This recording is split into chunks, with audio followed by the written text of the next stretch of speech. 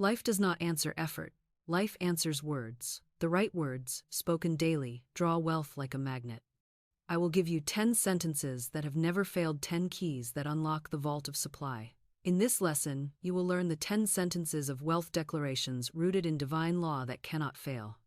If you have tried to earn more and only met with struggle, you will see why. If you have spoken words without power and seen no result, you will discover the missing link. These 10 sentences are not wishing, not hoping, not empty repetition. They are the language of spirit, and when you speak them, wealth must come. By the end of this teaching, you will not only know these sentences, you will know how to make them live. Perhaps you have tried affirmations before, repeating words without change. Perhaps you have worked hard, but your money slipped through your fingers. Perhaps you have prayed but received only silence. I know that discouragement. The world has trained you to beg and doubt. But divine law has no delay and no lack. It responds to words spoken with authority. These 10 sentences are the very commands that open the way. And if you will say them daily, with faith, you will see the proof with your own eyes. In this teaching, I will give you 10 sentences of wealth, and I will show you how to speak them so they work. I will reveal why words of fear cancel words of faith, why some affirmations fall empty while others strike like lightning. You will hear stories of those who used these sentences and saw money come in perfect ways. I will show you how to guard your lips so you do not uproot your good, and how to fill your atmosphere with expectancy until supply rushes to meet you. Stay with me, for each of these 10 sentences is a key. One may open a door for you today, another may dissolve a burden tomorrow, and when you speak them all together, daily, you will see the law move in ways you never dreamed. The treasury of heaven is already yours. These words will open it. Here's something most people completely miss. Life is not shaped by effort, by struggle, by chance. Life is shaped by words. Every word you speak writes itself into your subconscious, and the subconscious is a faithful servant. It carries out exactly what it is told. If you say lack, lack appears. If you say wealth, wealth appears. If you say fear, fear multiplies. If you say faith, faith brings your supply. Your life is nothing more and nothing less than the harvest of your tongue. I say it with all certainty. Your word is your wand. You cannot escape it. You cannot outrun it. You cannot plant thorns and expect roses, and you cannot fill your lips with worry and expect abundance. That is why people pray and see no answer. Their lips speak fear while their heart cries for supply. Their affirmations in the morning are canceled by their complaints at night. They declare one truth and then uproot it with 10 lies. The law never fails, but men and women fail to use it rightly. Let me give you a picture. A woman once said carelessly, "I wish I lived in a trunk." It was only a phrase, a joke to her, but the subconscious takes no joke. It writes down every word as law, and what happened? Soon she lost her home and found herself living in a trunk. Another woman, however, chose her words differently. She had only $8, but instead of saying, "This is not enough," she blessed it. She said, "I give thanks for this money, and I see it multiply under grace." That $8 became hundreds, then thousands. Same law, same world, different words. One cursed her life with idle speech, the other blessed her life with words of faith. Do you see what this means? It means you hold the power of life and death in your tongue. It means you are never at the mercy of appearances, never at the mercy of the economy, never at the mercy of circumstance. You are always at the mercy of your own words. What you decree, you will see. What you declare, you will experience. And if you are careless with speech, you will reap carelessly. But if you are deliberate with speech, if you guard your words and speak only wealth, only supply, only abundance, then your whole life will blossom with those conditions. Perhaps you ask, "But Florence, I've said positive things before, and nothing changed. Why?" Because words without faith are only sounds. Because words mixed with fear are double-minded. Because you cannot plant roses and pour poison on them and expect them to grow. You must speak with authority, with rhythm, with conviction, and then refuse to contradict yourself with careless chatter. Say it once with faith, and it will move the mountain. Say it daily with joy, and it will engrave the record in your subconscious until nothing can erase it. So let this truth settle in you. Every word you speak is a seed. Every sentence is a decree. Every phrase is a prophecy. You are already speaking your future every time you open your mouth. And if you don't like the harvest, change the seed. Stop speaking lack. Stop rehearsing fear. Stop repeating complaints. Begin to say, God is my supply. Money flows to me in perfect ways. I am rich in spirit and therefore rich in life. Speak it until you believe it. Speak it until your atmosphere vibrates with it. Speak it until the outer conditions catch up with the inner decree. This, beloved, is why I have prepared for you 10 sentences. 10 simple declarations that cover every corner of supply, work, pay, debts, gratitude, dominion. Say them every day, and you will see your world change. But before I give them, I must show you one of the greatest of all affirmations, a single sentence that has opened doors for countless souls, a decree so powerful that it has turned poverty into plenty in days. That I will give you next. Now I will give you a decree so clear, so powerful, so certain in its action, that if you speak it daily, with conviction and in thanksgiving, it can outwork years of struggle. It is the millionaire's sentence. The words are these: God is my unfailing supply, and large sums of money come to me quickly, under grace, in perfect ways. Say it with me again. God is my unfailing supply, and large sums of money come to me quickly, under grace, in perfect ways. Why do these words carry such power? Because they unite every principle of divine law into one sentence. They begin by naming God as supply, not man, not employer, not economy, not family, not circumstance. When you declare, God is my unfailing supply, you lift your eyes from the visible channel to the invisible source. You declare that your wealth is not limited by persons or positions, but flows from spirit itself, endless, immediate, and secure. Then you name what you desire, large sums of money. Not trickles, not scraps, not leftovers, but abundance. You set the law to a high mark, and the law responds to the picture you hold. Then you speak of speed quickly. This cancels delay, it cancels sluggishness, it cancels waiting for someday. And finally, you anchor it in truth, under grace, in perfect ways. This removes strain, removes chance, removes selfishness. It ensures that your wealth arrives with no harm, no debt, no trouble, no loss, but in perfect channels that bless both you and all involved. Do you see how each word of this sentence is chosen with precision? It is not a wish, it is not vague, it is not careless, it is exact, it is complete. It is a master key that unlocks the treasury of heaven. Let me tell you a story. A woman once came to me in despair, needing $3,000. By appearances, it was impossible. She could see no way. But I told her to begin giving thanks as though it were already hers. She began to say, I give thanks that the $3,000 is mine now, under grace, in perfect ways. She said it daily, with thanksgiving, with faith, with expectancy, and soon, enough, the exact amount came to her, through channels she never could have imagined. The decree had done its work. The millionaire's sentence had moved unseen currents, shifted hidden channels, and brought the supply into her hands. This is the power of a true affirmation. It is not idle words. It is not parroting without faith. It is a decree spoken in alignment with divine law. When you speak it, the subconscious records it. When you speak it with joy, the subconscious accepts it. When you repeat it daily, the subconscious engraves it as fact. And once it is recorded as fact, the outer world must align with it. For the outer always obeys the inner, and the subconscious always obeys the word. So I say to you, do not neglect this sentence. Do not treat it lightly. Speak it daily. Speak it when you rise. Speak it when you walk. Speak it when fear tempts you.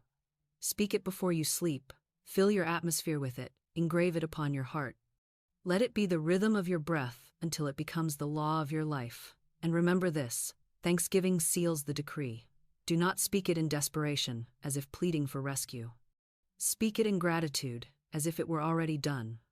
Say, I give thanks that large sums of money come to me quickly, under grace, in perfect ways. The thanksgiving proves your faith. The thanksgiving accelerates the harvest. The thanksgiving multiplies the return. This, beloved, is the millionaire's sentence. Say it, and you will no longer chase money. Money will chase you. Say it, and you will no longer strain for supply. Supply will flow to you. Say it, and you will know beyond doubt that God is your unfailing source. And yet, I must warn you, it is not enough to say the words once and then forget them. The subconscious is impressed by rhythm, by persistence, by repetition charged with feeling. You must learn why repetition matters, why the non-stop rhythm of the word is what engraves it as law. That is what we will uncover next. Here is a truth most people never understand. One decree spoken with authority can move a mountain, but it is the steady rhythm of repetition that engraves it into the very fabric of your being. The subconscious mind is like a phonograph record. Every word you speak cuts a groove upon it, and once the groove is deep enough, the record will play itself again and again without effort. That is why repetition matters. A single affirmation, spoken once with conviction, plants the seed. But repetition waters it, tends it, protects it, until the harvest is inevitable. Many people speak a truth once and then abandon it. They say, "I affirmed wealth yesterday, why has nothing happened?" They forget that the subconscious has been fed years, perhaps decades, of contrary words. It has grooves of fear, grooves of lack, grooves of failure carved deep by idle talk and careless speech. Do you think one seed will erase an entire field of weeds? The seed must be planted again and again until it takes root. The word must be spoken daily until the old grooves are erased and the new record plays without interruption. I recall the story of the apple seller, whose expression alone changed his entire business. For days he sold nothing, his face grim, his mind dark with fear. Then he shifted. He spoke within himself a new decree. "My apples are irresistible, my good is flowing." He repeated it with expectancy. His face lifted, his energy shifted, and customers came at once. The repetition of a new word erased the old thought, and the demonstration followed. That is the law. Repetition builds faith. Each time you speak the word with joy, you convince yourself more deeply that it is true. The first time you may doubt, the second time you may waver, but by the 100th time, spoken with thanksgiving, the truth becomes part of you. You no longer merely say it, you know it.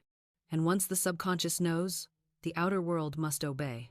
Now let me make a distinction. Repetition is not parroting. It is not mouthing empty words without feeling. That is vain repetition, and it bears no fruit. True repetition is rhythm charged with faith. It is speaking the word as though it were already done, with the joy of possession, with the certainty of law. Each repetition is like another strike of the hammer that drives the nail home. Each decree spoken with thanksgiving drives the truth deeper into the subconscious until it is anchored beyond erasure. So, I tell you, do not be weary of repetition. Do not say, "I am tired of these affirmations." Would a farmer tire of watering his field? Would a singer tire of rehearsing the notes? Repetition is not burden, it is power. It is persistence that makes the groove, and the groove that creates the record. And once the record is made, the demonstration plays itself. This is why I tell you to speak the millionaire's sentence daily, and why I give you 10 sentences that together cover every corner of supply. Say them every day, until they are written not only on your lips but on your heart. Say them until they rise unbidden in your thoughts. Say them until your subconscious sings them back to you without effort. Then, you will know that your atmosphere has changed, and when the atmosphere changes, the outer world must change with it. So remember, words are the seeds. Repetition is the rain. Without repetition, the seeds remain dry. With repetition, the field grows green. Speak daily, speak joyfully, speak persistently, and your wealth must come. Now that you know why words create wealth, why the millionaire's sentence opens the door, and why repetition engraves the truth into law, you are ready to receive the 10 sentences themselves, the 10 declarations of wealth that, when spoken every day, will turn the atmosphere of your life into the atmosphere of abundance. And that, beloved, is where we go next. Here is the first sentence, the foundation of all the others, the declaration that anchors your faith and cancels fear at the root.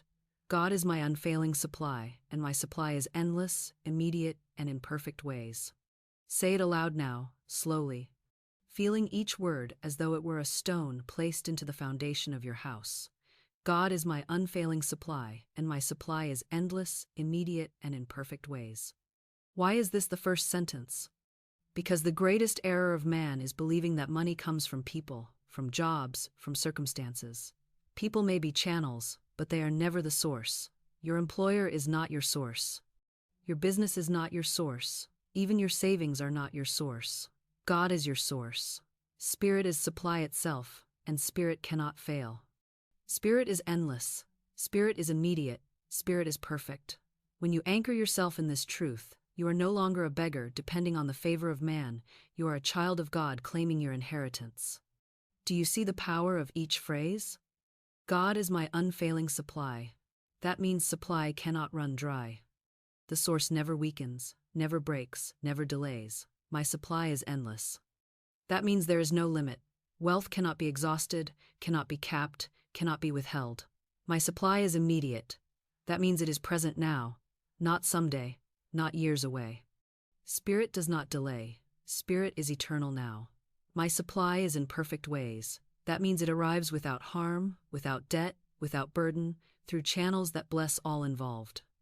This one sentence, if spoken daily, will dissolve the root of all fear and open channels you never imagined. I remember a woman who was pressed with financial need. She feared that no one could help her, that her circumstances were hopeless.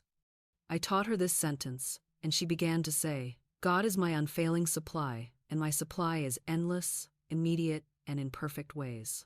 She spoke it when she woke. She spoke it when she feared. She spoke it before she slept. Soon her fear dissolved, her faith lifted, and money began to arrive, from channels she never expected. Friends offered help unasked. Work appeared unlooked for. Gifts came unearned. She said to me, Florence, I have never known such peace. I now see that God, not man, is my supply. Her demonstration came not from begging but from declaring. That is what I want you to grasp. When you say this sentence, you are not pleading with God to create something new. You are declaring what is already true. In divine mind, your supply is complete. In spirit, your wealth is already given. You are not trying to make God do something, you are aligning yourself with what has always been. The declaration does not create supply.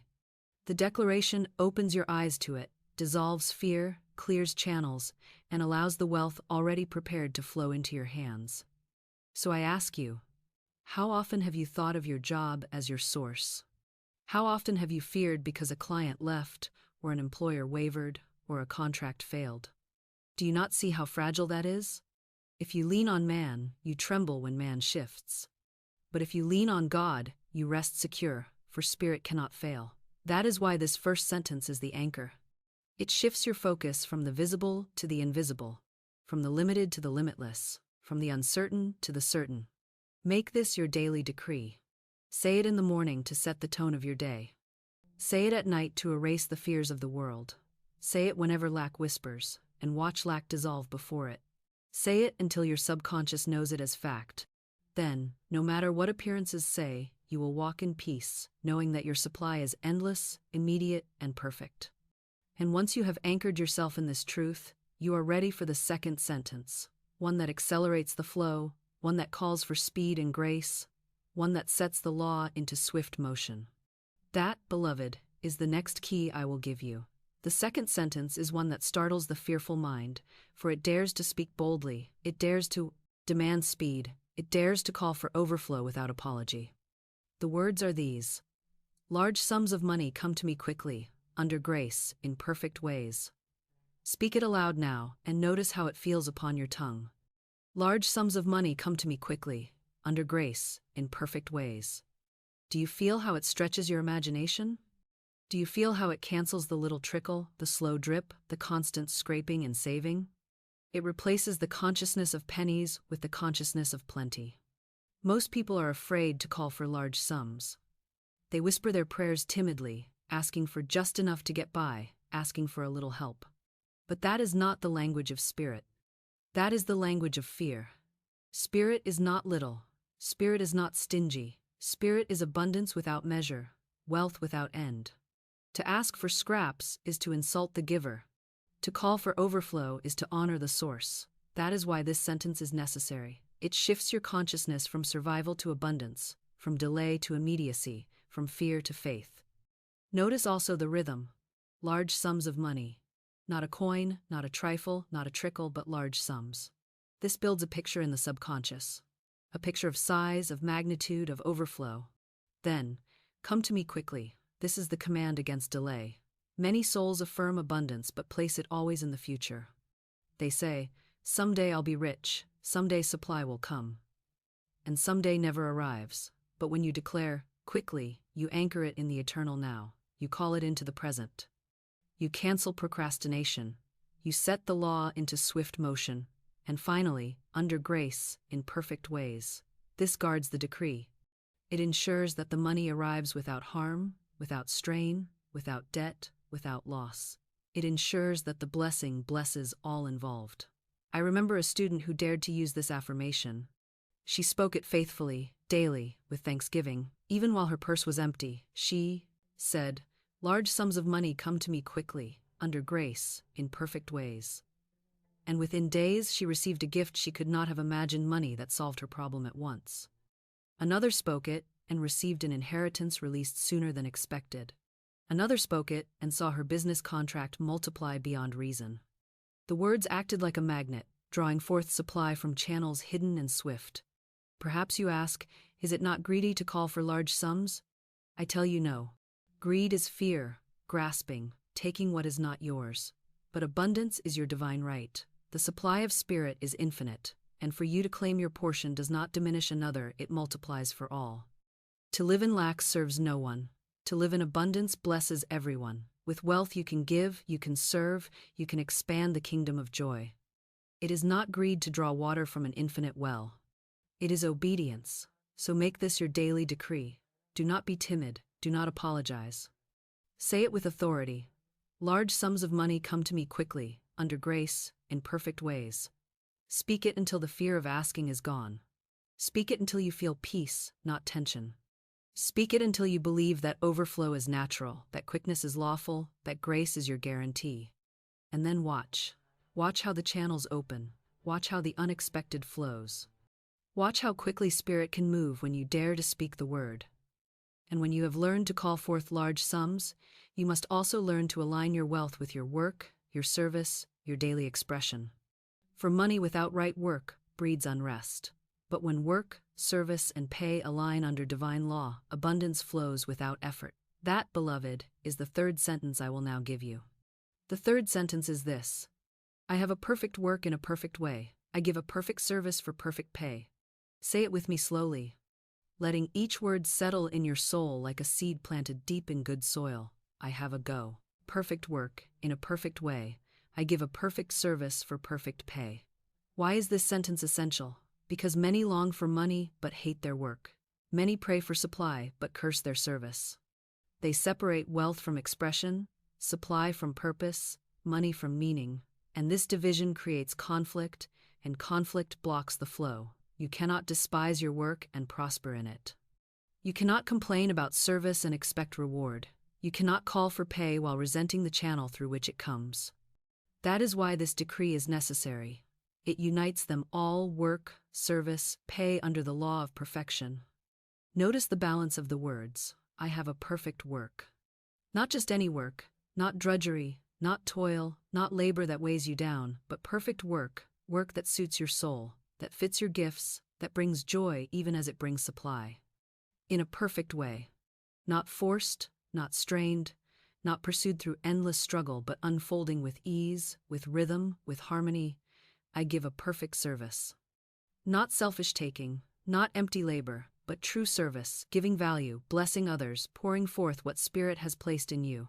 And then, for perfect pay, the law of compensation cannot be broken. What you give rightly, you must receive rightly.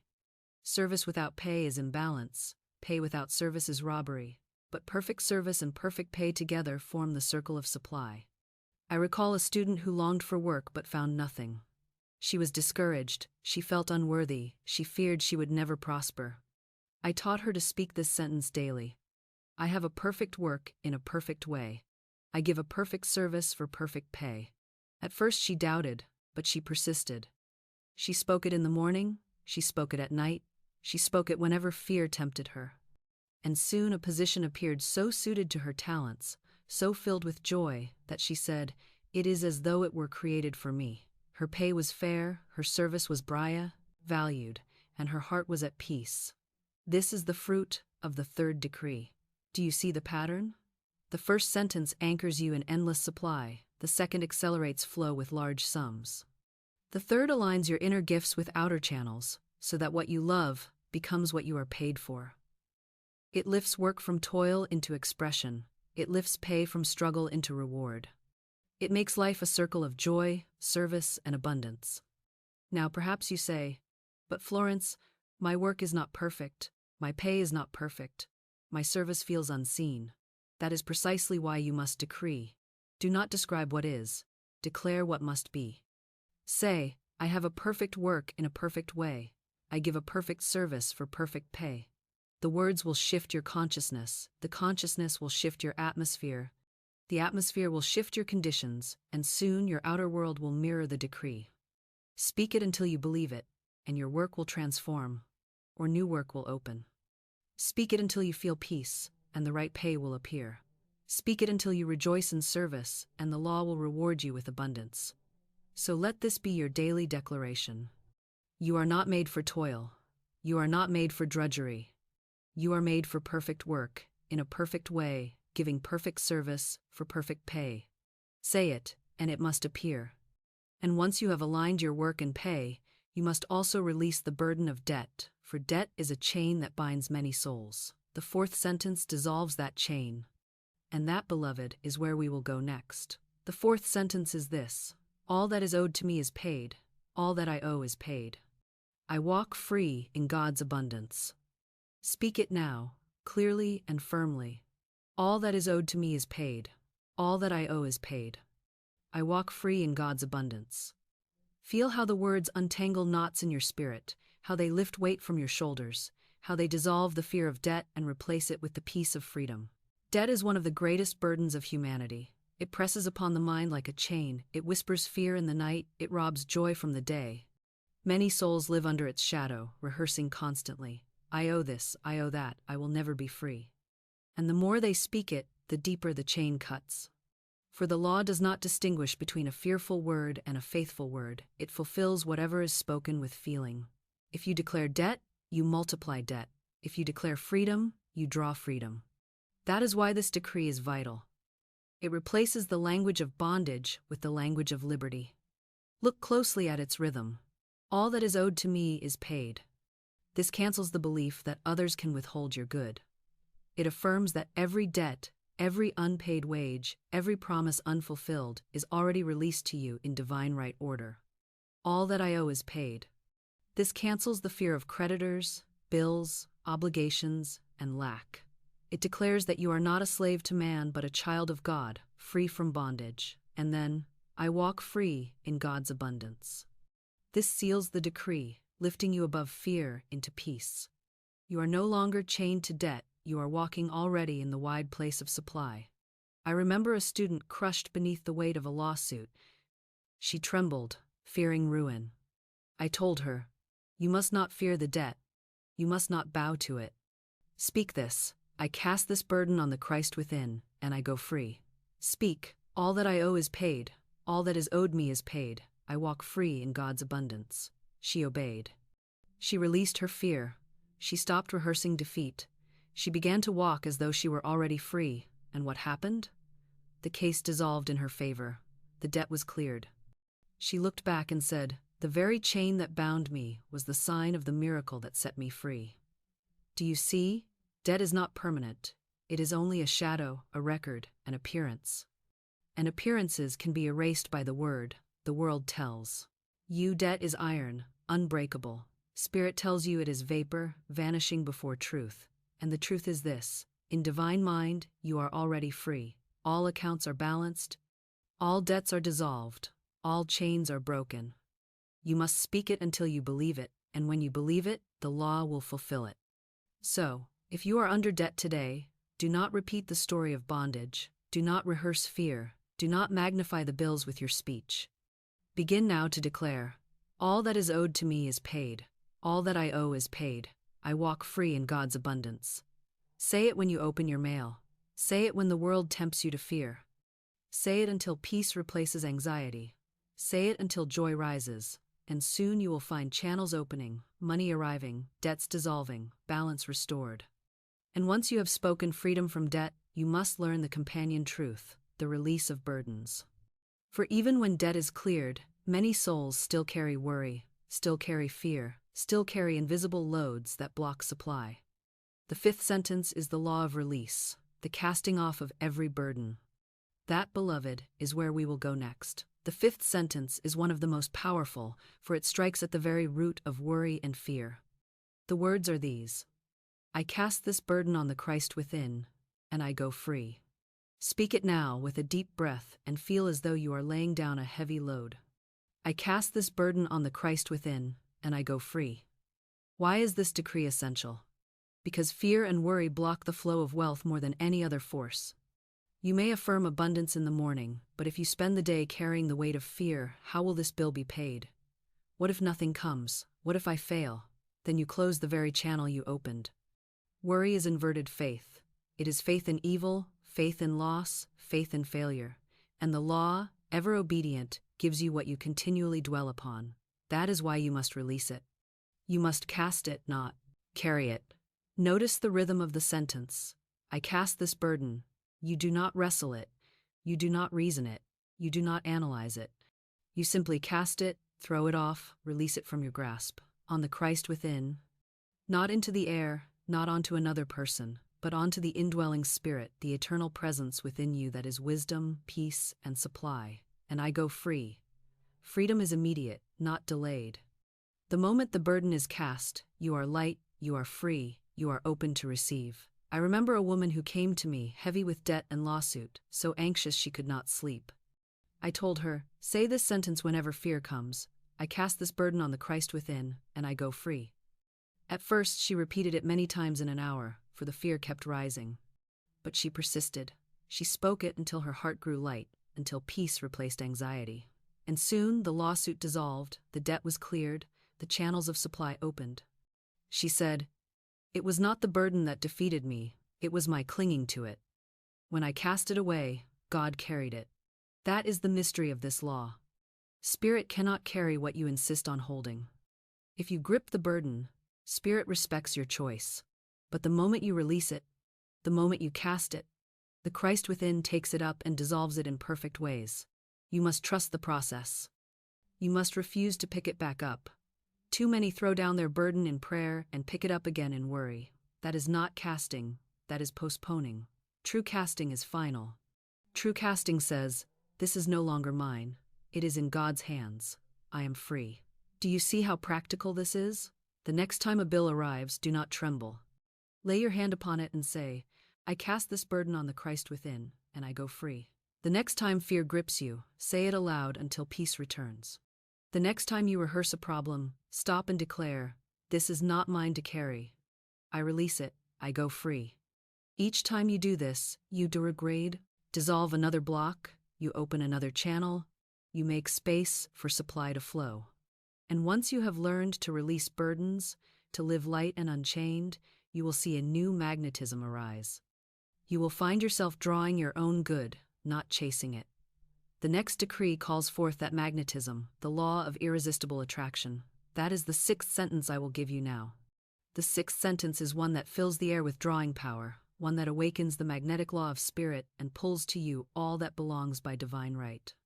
The words are these: I am an irresistible magnet for my wealth, my own comes to me. Say it aloud now with strength, as though you were declaring to the entire universe. I am an irresistible magnet for my wealth, my own comes to me. Why does this decree work? Because every soul has a portion, every soul has a storehouse, every soul has wealth prepared in divine mind. What is yours cannot be lost. What is not yours cannot be held. But when you speak this word, you activate the law of attraction. You declare to the subconscious that your wealth must find you, that your channels must open, that your portion must appear. It is not force, it is not strain, it is magnetism. A magnet does not chase iron, it draws it. So too, you do not chase your wealth, you draw it. The decree is this: I am an irresistible magnet for my wealth, my own comes to me. Do you see how bold it is? You are not asking timidly, you are not begging vaguely. You are declaring with absolute authority that what belongs to you must come, that nothing can resist, that nothing can stand in the way. A magnet does not argue. A A magnet does not plead. A magnet simply draws, and you, by your word, become a magnet of spirit, drawing to yourself every dollar, every opportunity, every gift, every blessing that is yours by divine right. My own comes to me. Those 4 words are filled with law. They mean you do not need to chase what belongs to another. You do not need to envy what others possess. You do not need to grasp or fight or struggle, for what is yours cannot be withheld, and what is not yours cannot be kept. There is no competition in divine mind.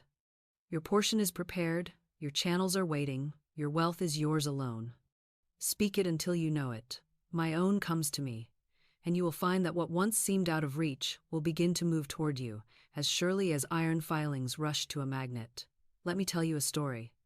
A woman once came to me, weary and fearful. She said, "Florence, I need money, but every door is shut. I have no work, no family to depend upon, no way to receive." I taught her this affirmation. I am an irresistible magnet for my wealth. My own comes to me. She spoke it with rhythm, with joy, with persistence. She said it until she could feel the truth of it vibrating in her bones. And soon, money came to her, large sums. From unexpected channels, people she had not heard from in years remembered her. Opportunities that seemed dead opened again. She said to me, "I did not run after money. Money ran after me." The law had answered her word. This is why I tell you, do not chase, do not strain, do not beg, speak your magnetism. Declare your attraction. Say it daily. Say it boldly. Say it when you feel lack trying to whisper. Say it when doubt rises. Say it when you wonder if your portion will ever appear. Each time you speak, you strengthen the current. Each time you repeat, you increase the pull. And soon your atmosphere is so charged that wealth cannot resist, it must come, for the decree has made you irresistible.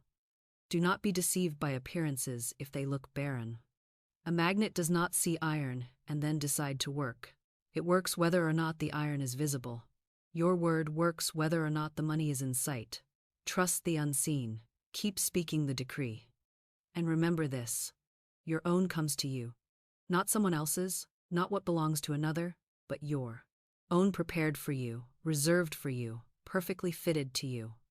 This removes envy. This removes fear. This removes competition. It sets you free to rejoice when others prosper, knowing that their prosperity does not diminish yours. The storehouse is infinite, and your portion is certain. So hold this sentence close.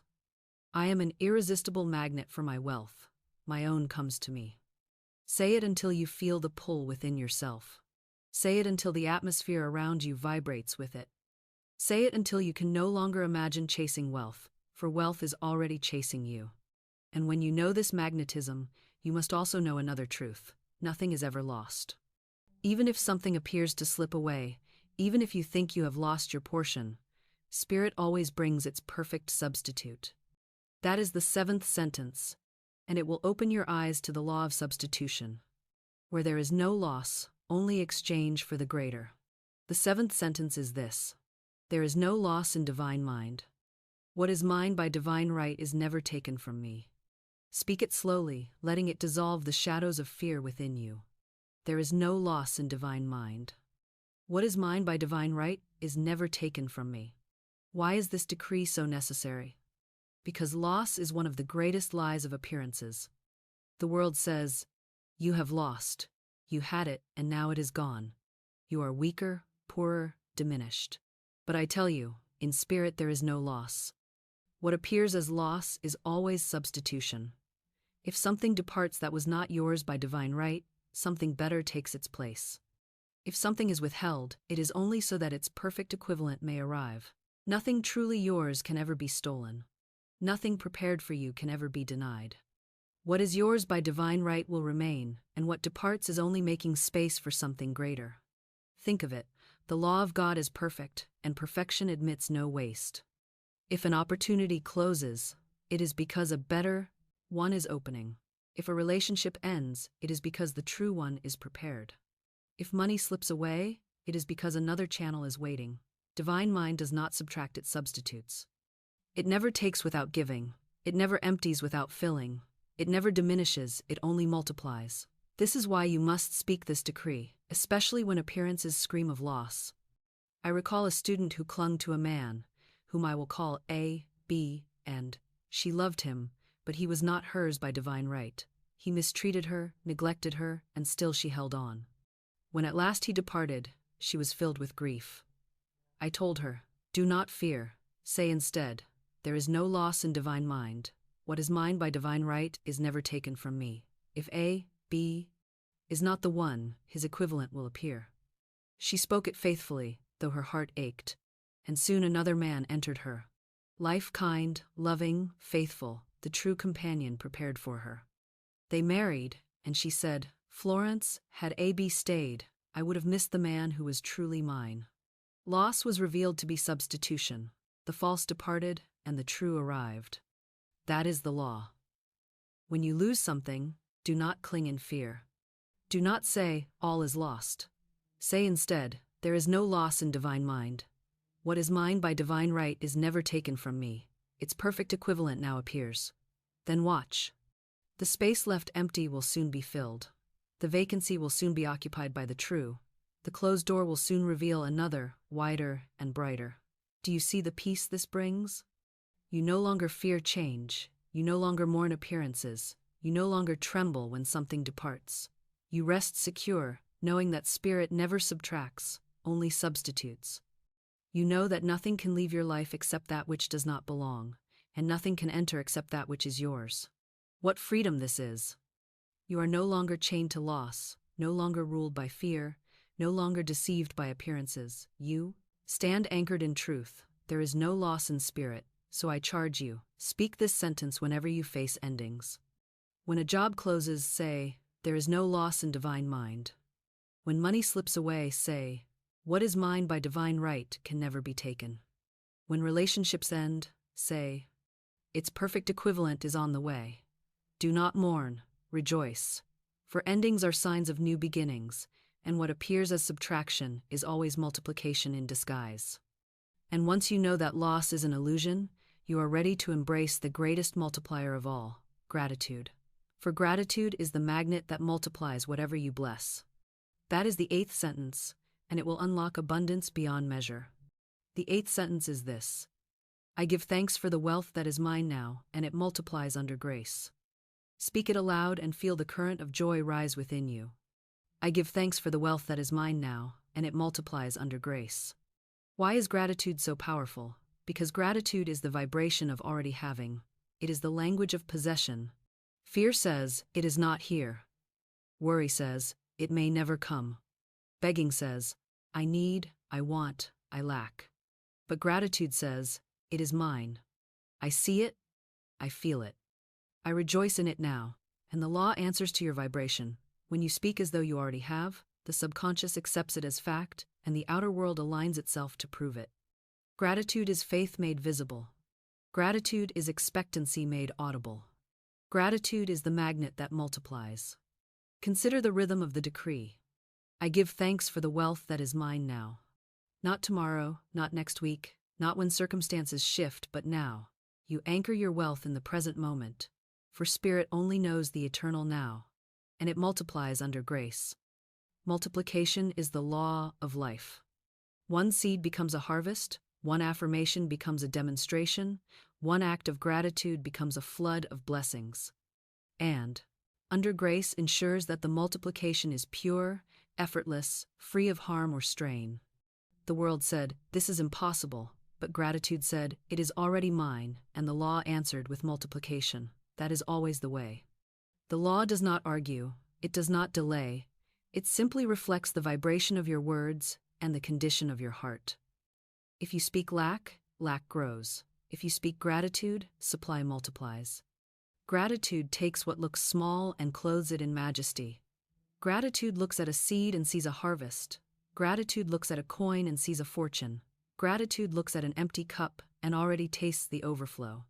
Do you see now why Jesus lifted the loaves and the fishes and gave thanks before they multiplied? He did not weep over their smallness. He did not curse their insufficiency. He looked at them with thanksgiving, and in that vibration of abundance they became enough to feed thousands.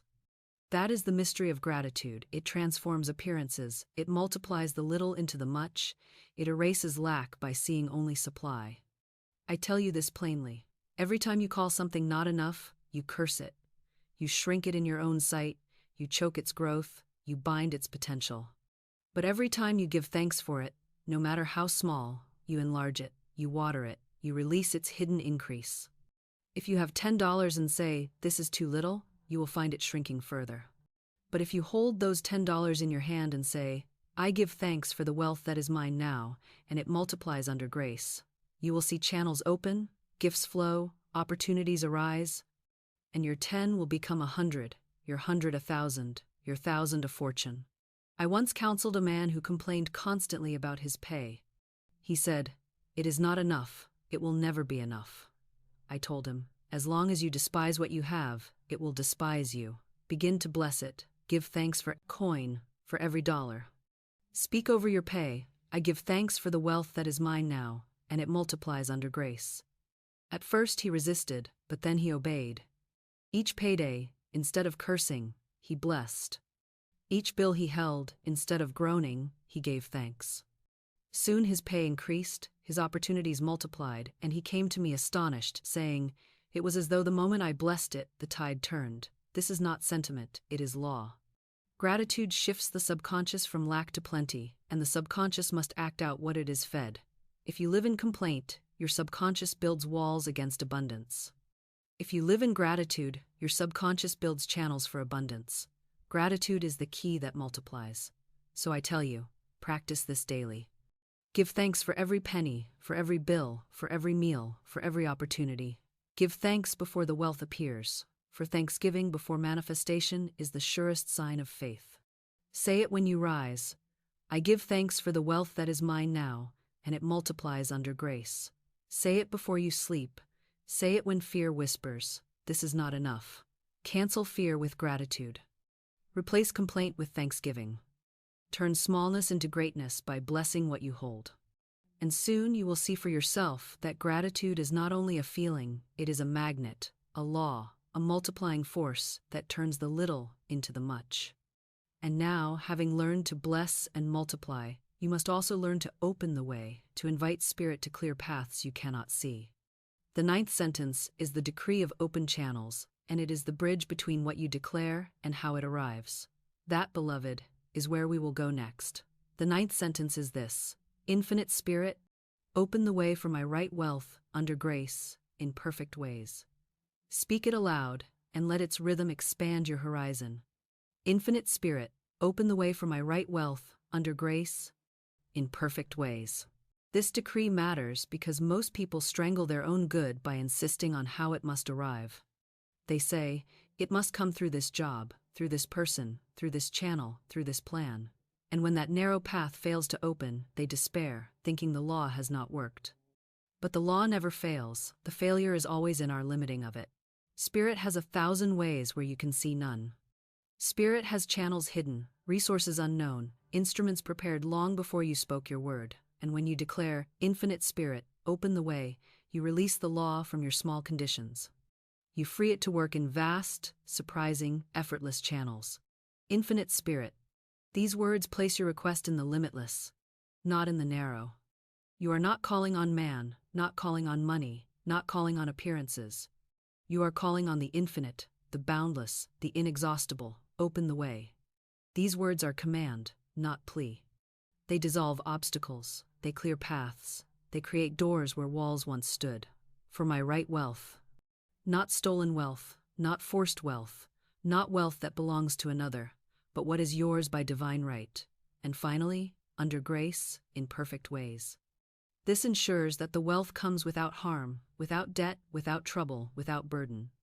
It comes smoothly, harmoniously, in ways that bless everyone touched by it. I remember a student who was searching desperately for an apartment during a housing shortage. By appearances, it was impossible. Every door was closed. Every option was taken. But she spoke daily. "Infinite Spirit, open the way for my right place, under grace, in perfect ways." She held to the decree, refusing to describe lack, refusing to dwell in fear. And soon, a place appeared for her, one so perfectly suited, so exactly right, that she said, only Spirit could have arranged it. What looked impossible became possible because she released the how and called on the infinite. This is how the ninth decree works with wealth. When you declare, "Infinite Spirit, open the way for my right wealth," you dissolve narrowness, you cancel stubbornness, you stop blocking the flow by clinging to one channel. You open the gates for money to arrive through paths you never imagined, through gifts, through forgotten accounts, through opportunities, through chance meetings, through channels hidden until the decree called them forth. Do you see how freeing this is? You no longer strain, no longer scheme, no longer wear yourself out trying to force wealth to arrive by one plan. You release the plan, you call on infinite spirit, you rest in certainty that the way is being opened, and then you watch with joy as the law reveals paths you never dreamed of. So, practice this sentence whenever you feel blocked, whenever appearances show no channel, whenever fear tempts you to say, "There is no way." Cancel the lie with this truth. Infinite Spirit, open the way for my right wealth, under grace, in perfect ways. Speak it until you feel the doors swing wide. Speak it until peace replaces anxiety. Speak it until the impossible becomes easy. And once the channels are open, once the wealth begins to flow, you must hold the crown truth, the final decree.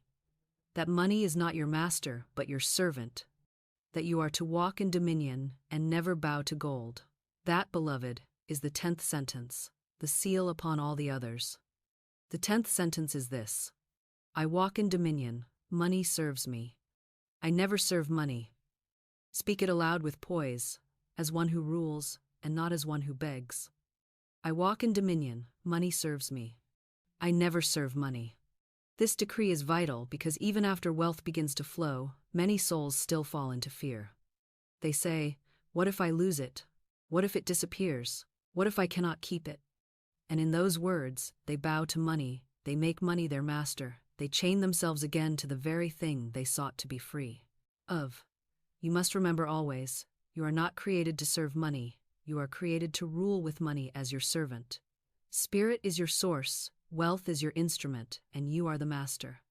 Consider the rhythm of the words. I walk in dominion.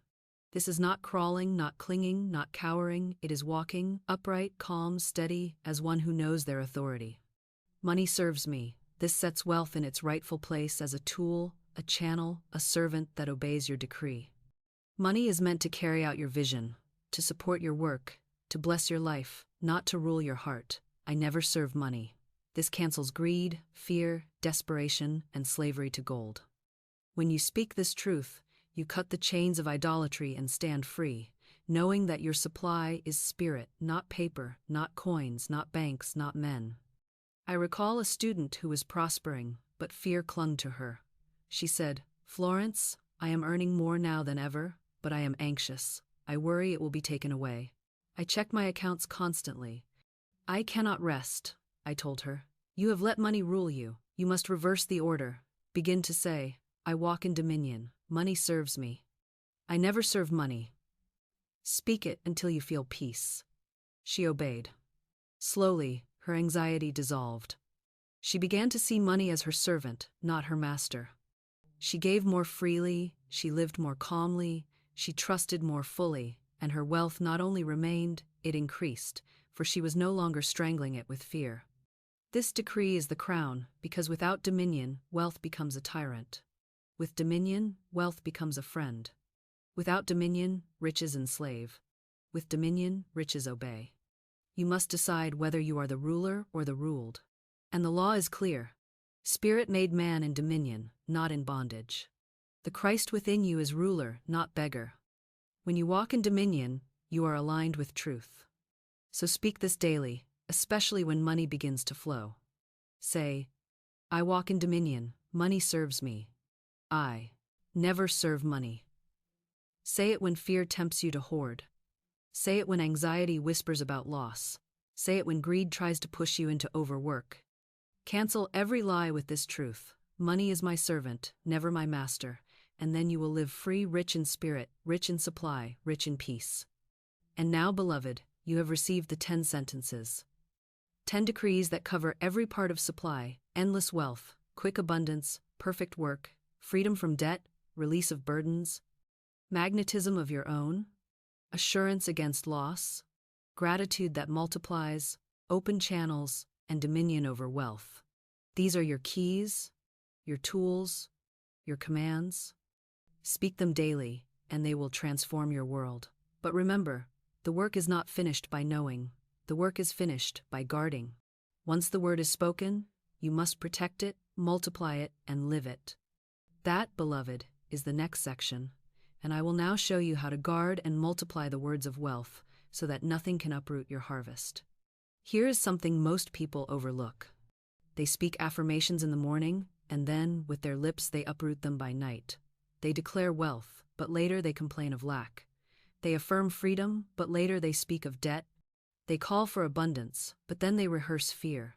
And the subconscious, which records every word as law, becomes confused, double-minded, torn between truth and falsehood. And what is the result?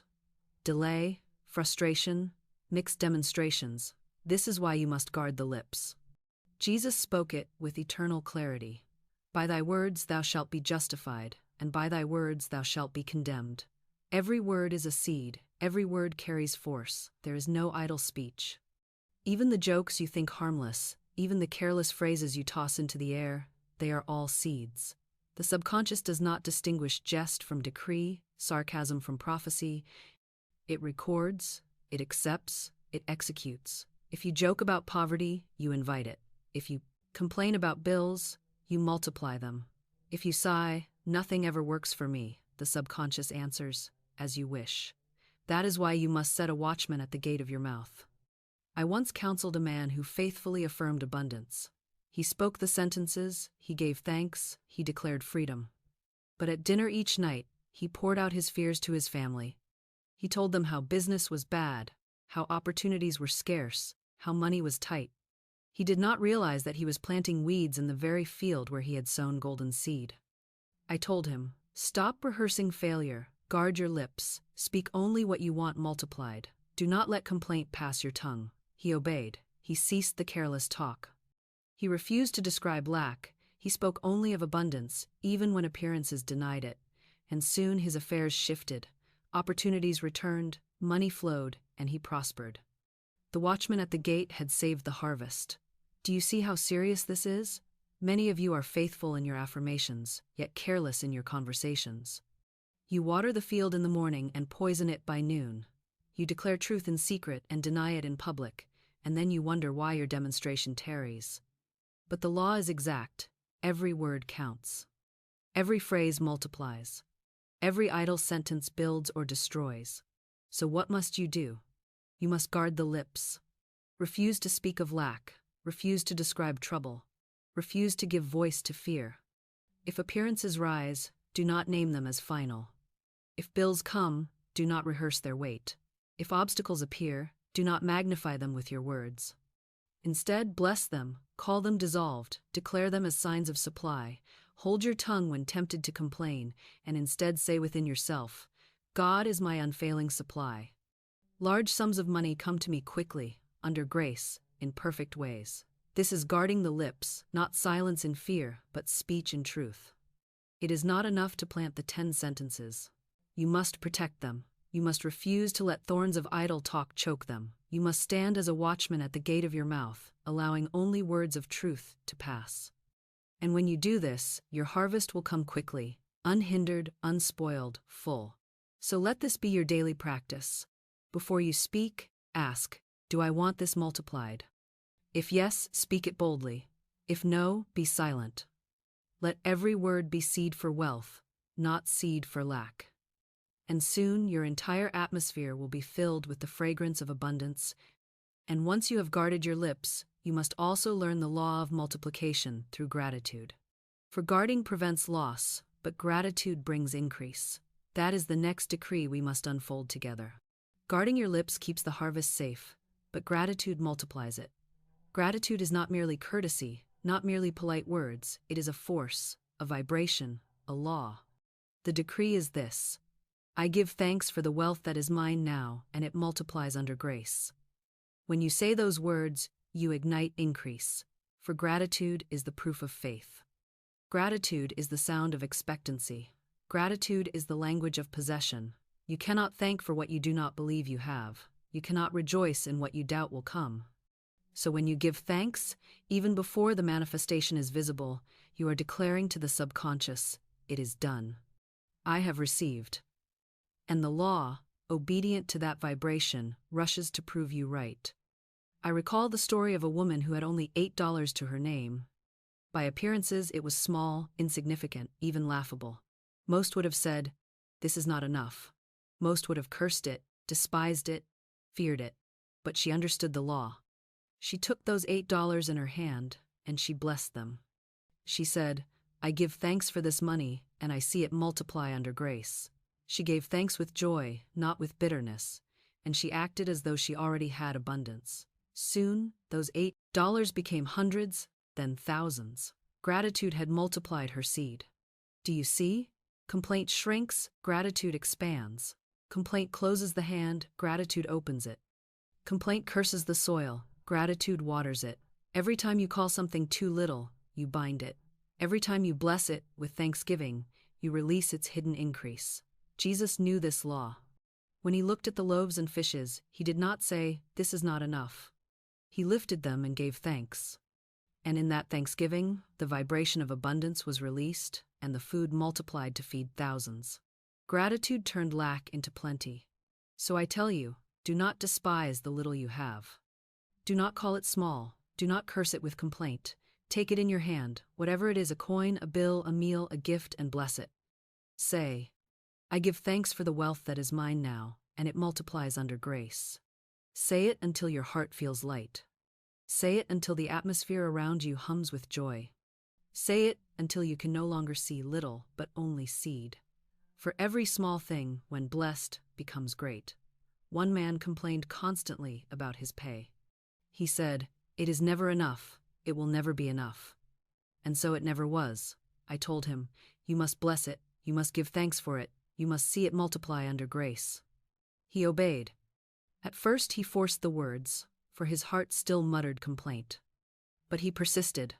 He blessed his pay each week, saying, "I give thanks for the wealth that is mine now, and it multiplies under grace."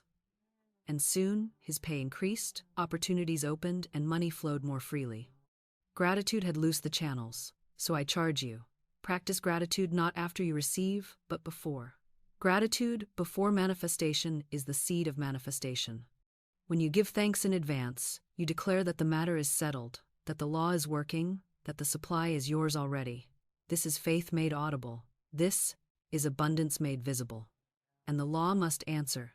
Make this a daily habit.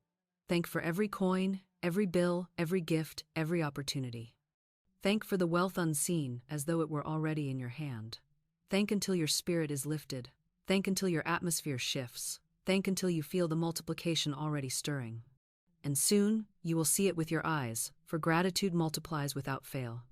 And once you have learned to multiply with gratitude, you must also learn to live in the end, to act as though you already received, to walk in expectancy, to prepare the ditches before the rain falls. That is the final practice, the closing step of this section, and it is where we go next. The third key to guarding and multiplying your wealth words is to live in the end. The decree is not always spoken in words alone, it is spoken in your actions, in your choices, in the way you carry yourself. The sentence of this law is this: I act as though I already received, and I live in the joy of possession now. Why is this so powerful? Because spirit responds not only to what you say, but to the vibration in which you live. Words plant the seed, gratitude waters it, but action proves your expectancy. When you act as though you already received, you engrave the record even deeper in your subconscious, and the outer must conform. The subconscious does not argue. It accepts pictures, it accepts rhythm, it accepts patterns. And if your words say, "I am rich," but your actions say, "I am poor," the subconscious sees conflict and delays the harvest. But when your words say, "I am rich," and your actions match, the whole of your being is in harmony, and supply cannot be withheld. Consider the woman who longed for an apartment during a severe shortage. Every door was closed, every search ended in failure. Yet, she refused to be defeated. She said, "Infinite Spirit, open the way for my right place, under grace, in perfect ways." And she acted, as though it were already prepared. She bought blankets for the bed she did not yet have. She lived in expectancy, not in doubt. And soon, The apartment appeared so perfect, so suited, that she said, no human plan could have arranged this. Her living in the end prepared the way. Another woman desired travel abroad, but had no money for the trip. Reasoning would have said, it is impossible. Appearances would have said, wait, save, postpone. But she refused to accept delay. She prepared as though it were already done. She even bought a trunk in faith, while others laughed at her. They mocked her, saying, why buy a trunk when you cannot afford the journey? But she smiled and said, I am preparing for my trip. Soon enough, the money appeared, the way opened, and she traveled. Her expectancy was the magnet, her preparation was the proof, her action was the seal. She lived in the end, and the end came swiftly. Do you see? Faith without works is dead. Words without expectancy are empty. Gratitude without embodiment is weak. But when you speak the decree, give thanks for it, and act as though it were already true, the whole universe bends to obey. You are no longer split between desire and fear, you are one with the vision. And the law must give you what you are united with. So I tell you, begin to live in the end today. If you are affirming wealth, walk as though you are wealthy now. Lift your head, square your shoulders, spend with poise, give with generosity, bless with joy. Do not wait until the millions are in your account, act as though they already are. If you are affirming right work, prepare yourself as though you already have it. Dress for it, study for it, sharpen your tools for it. Live as though it were already yours, and soon it will be. This is not pretending, this is not fantasy, this is law. Spirit always answers expectancy. Spirit always fulfills the picture held in consciousness. If you live in fear, you receive fear. If you live in doubt, you receive delay. But if you live in the end with expectancy, joy, and preparation, you receive exactly what you have acted as though you possessed. So let this be your decree. I live in the end. I prepare the ditches. I rejoice in the now. My wealth is already mine, and I act as though it were so. Say it, live it, embody it, and you will see the demonstration arrive swiftly, under grace, in perfect ways. And now, beloved, having learned to guard your lips, to multiply with gratitude, and to live in the end, you are fully armed to protect and expand your harvest. You have spoken the 10 sentences, you have learned to safeguard them, and now we must bring this great message to its close, with a charge, an affirmation, and a call to rise higher. That is where we go next. Beloved, you have now received the 10 sentences of wealth, the 10 keys that open the treasury of heaven. You have spoken with me, you have walked with me through each decree, you have seen how words are not idle but alive, how every phrase is a seed that must bear fruit, how fear multiplies fear, and faith multiplies supply. You have learned that your lips are the pen that writes the story of your life, and that if you will only guard your speech, release your burdens, bless what you have, and live as though it were already yours, wealth must come. It cannot be withheld, it cannot be delayed, for the law of God never fails. Let us gather them in one rhythm, one cadence, so that you hear their power as a whole. God is my unfailing supply, and my supply is endless, immediate, and in perfect ways. Large sums of money come to me quickly, under grace, in perfect ways. I have a perfect work in a perfect way. I give a perfect service for perfect pay. All that is owed to me is paid. All that I owe is paid. I walk free in God's abundance. I cast this burden on the Christ within, and I go free. I am an irresistible magnet for my wealth, my own comes to me. There is no loss in divine mind. What is mine by divine right is never taken from me. I give thanks for the wealth that is mine now, and it multiplies under grace. Infinite Spirit, open the way for my right wealth. Under grace, in perfect ways, I walk in dominion. Money serves me. I never serve money. These are not empty words, they are living decrees. They are spiritual laws spoken into form. If you will take them into your mouth daily, if you will charge them with faith, if you will repeat them with joy and expectancy, they will engrave themselves into your subconscious, and the outer world will be forced to reflect them. Life must obey the word. Money must obey the word. Wealth must obey the word. But remember, your work is not to chase, not to beg, not to strain. Your work is to speak, to guard, to give thanks, and to live in expectancy. The moment you take your eyes off appearances and fix them on truth, the moment you refuse to curse your portion and instead bless it, The moment you live in the end instead of waiting for it, you are free. Your supply is already prepared, your wealth is already yours. Your demonstration is already complete in divine mind. You are simply speaking it into form. So I give you one final affirmation to seal this message in your heart. Say it now. I speak the words of wealth. I guard them. I rejoice in them. And money comes to me quickly, under grace, in perfect ways. Speak it until your heart sings. Speak it until your atmosphere glows.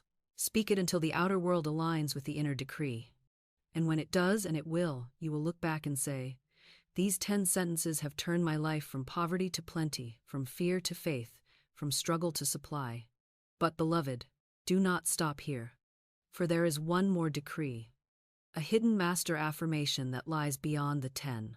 It is the secret that not only brings money, but multiplies it beyond measure, that accelerates supply until it comes suddenly, swiftly, as though overnight. In my next message, I will reveal that hidden decree. Do not miss it. Click now and discover the master key that makes wealth not only arrive, but overflow. The word has been spoken. The law is set in motion. The harvest is certain. Guard it, bless it, live in it, and soon you will hold it in your hand.